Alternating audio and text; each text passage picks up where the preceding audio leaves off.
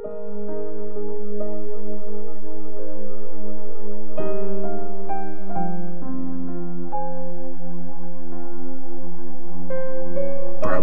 chapter 23. Ika-6. Pag leader ang kasama mong kumain, huwag mong kalimutan kung sinong kaharap mo. Kung malakas kang kumain, pigilan mo ang sarili mo. Huwag kang matukso sa masarap niyang handa, baka niloloko ka lang niya. Ika-7. Huwag kang magpakapagod para lang yumaman. Isipin mong mabuti kung kailan ka titigil.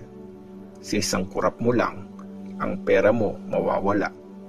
Magkakaroon ng pakpak parang agila, lilipad bigla. Ika-8. Huwag mong kainin ang sinerve ng taong madamot. Huwag kang matakam sa pagkain niyang masarap. Sasabihin niyang, sige, kain ka pa. Pero hindi siya sincere. Iba ang nasa isip niya. Isusuka mo lang yung kinain mo. Masasayang ang magagandang sinabi mo. Ika-9. Huwag mo nang kausapin ang di nag-iisip. Kahit gaano kagaling yung sinabi mo, pagtatawanan lang ngayon. Ika-10. Huwag mong ibahin yung matagal ng boundary ng lupa. Huwag mong agawin yung lupa ng mga ulila. Malakas ang tagapagtanggol nila. Lalabanan ka niya para i-defend sila.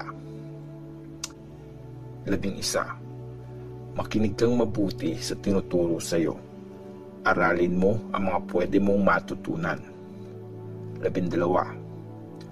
Huwag kang mag-alangan na disiplinahin ng bata.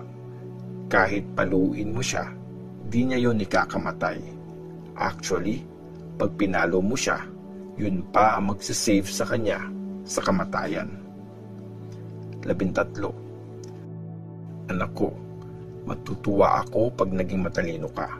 Sobrang sasaya ako pag tama ang sinasabi mo. 14. Huwag kang mainggit sa mga makasalanan. Basta lagi kang mabuhay na may takot kay Lord. Pag ganon, siguradong maganda ang future mo. Di ka mawawalan ng pag-asa. 15. Makinig ka, anak ko. Maging matalino ka at lagi mong isipin kung paano mamuhay ng tama. Huwag kang sumama sa mga lasinggero at sa mga sobrang lakas kumain.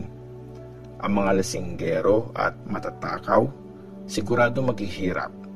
Kung kain tulog lang sila, basahan na ang isusuot nila. 16. Makinig ka sa tatay mo. Siya ang nagbigay ng buhay sa iyo. At yung nanay mo, pag tumanda, huwag mong pababayaan. Sikapin mong makuha ang katotohanan at huwag mong pakawalan. Pati na rin ang talino, pangaral at tamang pangunawa. Sobrang saya ng tatay ng mabuting tao. Proud ang magulang pag ang anak niya ay marunong. Ang tatay at nanay mo, gawin mong proud sa iyo. Pasayahin mo ang nanay mo. 17. Makinig kang mabuti, anak ko. Gawin mong example ang buhay ko. Ang prostitute, parang nakakamatay na trap. Ang babaeng nangangaliwa, delikado, mahirap takasan. Lagi silang nakaabang para magnanakaw, kaya dumadami ang nagtataksil sa asawa. 18. Sinong problemado? Sinong malungkot? Sinong may kaaway? Laging may reklamo? Sinong nasugatan ng di namamalayan at sobrang pula ng mga mata? Sila yung mga nagpakalunod sa alak, laging naghahanap ng alak na matitikman. Huwag kang matakam sa wine, kahit gaano pa yun kapula, kahit masarap tingnan sa baso at humahagod sa lalamunan. Kasi after nito, para kang tinuklaw ng ahas, parang kinagat ng ahas na makamandag. Kung ano-ano ang makikita mo, di mo na maiisip yung mga pinagsasabi mo. Feeling mo, nakahiga ka sa gitna ng dagat. Nandun ka sa barko, hinahampas ng mga alon.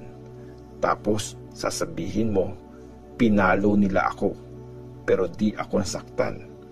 Binugbog ako, di ko naman naramdaman. Pagbangon ko, iinom ulit ako. Proverbs chapter 24. 11. Huwag kang mainggit sa mga taong masama. Huwag kang makipagkaibigan sa kanila. Yung mga iniisip nila, puro karahasan. Laging panggugulo ang pinag-uusapan. 20. Natatayo ang bahay dahil sa karunungan. Tumitibay yun pag nagkakaintindihan. At dahil sa talino, napupuno ang mga kwarto ng lahat ng mahalaga at magandang bagay. 21.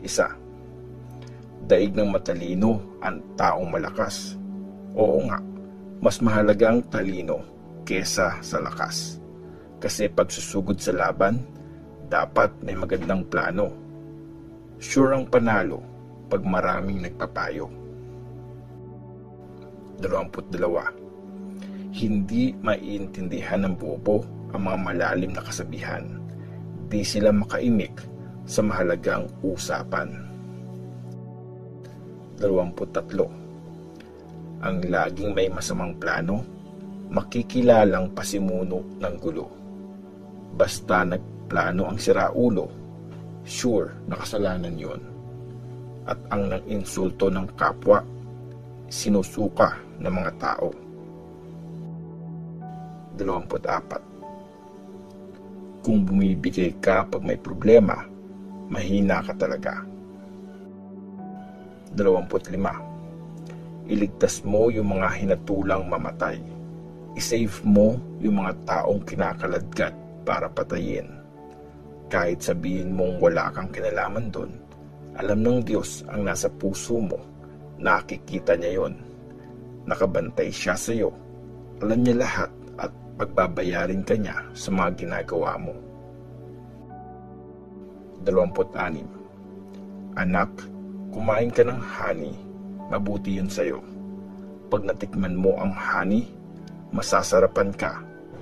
Ganon din ang karunungan, makakabuti sa'yo. Pag may karunungan ka, gaganda ang future mo. Hindi ka mawawalan ng pag-asa. 27. Huwag kang mag-abang sa bahay ng matuwid na para kang magnanakaw. Huwag mong gawan ng masama ang bahay na yon. Kasi kahit ilang beses bumagsak ang taong matuwid, makakabangon ulit siya. Pero ang masasama, nawawasak pag may dumating na problema.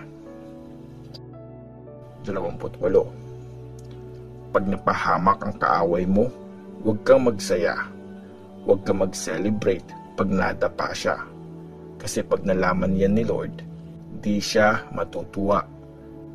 Tapos yung galit niya sa kaaway mo, mawawala na.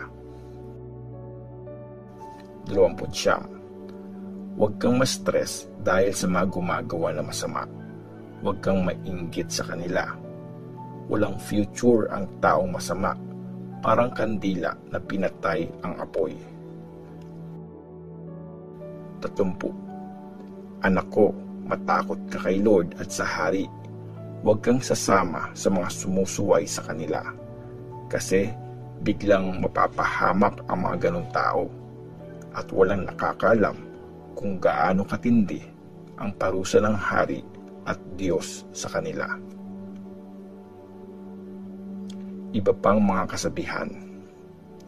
Ito pa yung ibang kasabihan ng matalino. Mali ang mag-judge ng may pinapaboran. Pag sinabi mong inosente ang taong guilty, mumurahin ka ng marami.